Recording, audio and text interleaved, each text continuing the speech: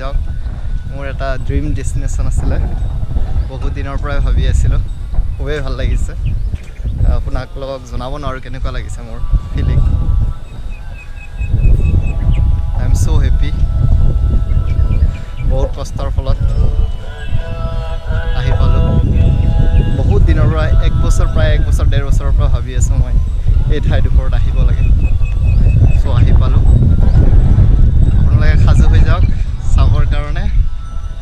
মোৰ সৈতে এয়া গাইজ আপোনালোকে দেখিবলৈ পাইছে আদিয়োগীৰ বেক চাইডৰ ভিউ চ' আমি আগবাঢ়ি গৈ আছোঁ আৰু সন্মুখৰ পৰা দেখাই আছোঁ বলক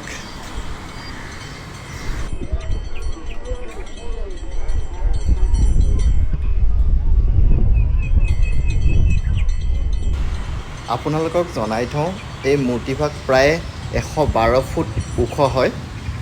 আৰু ই সম্পূৰ্ণৰূপে ষ্টীলেৰে নিৰ্মিত দেখিবলৈ পাইছে খুবেই সুন্দৰ দৃশ্য দেখাবলৈ ট্ৰাই কৰিছোঁ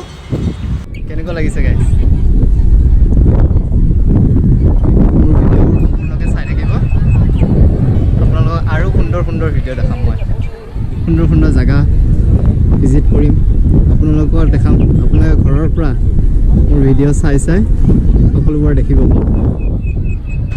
চ' গাইজ এই ঠাইডোখৰ ক'ত অৱস্থিত হৈ আছে আৰু ইয়ালৈ কেনেকৈ আহিব পাৰি ইয়াৰে সম্পূৰ্ণ ডিটেইলছ মোৰ ফুল ভিডিঅ'ত আছে ইউটিউবত চ' ইয়াৰে লিংক মই তলত দি থ'ম আপোনালোকে যদি ইয়ালৈ যাব বিচাৰে বা কিবা ডিটেইলছ জানিব বিচাৰে তেনেহ'লে মোৰ ফুল ভিডিঅ'টো চাব চ' চাই কেনেকুৱা পালে জনাবলৈ নাপাহৰিব আজিলৈ বাই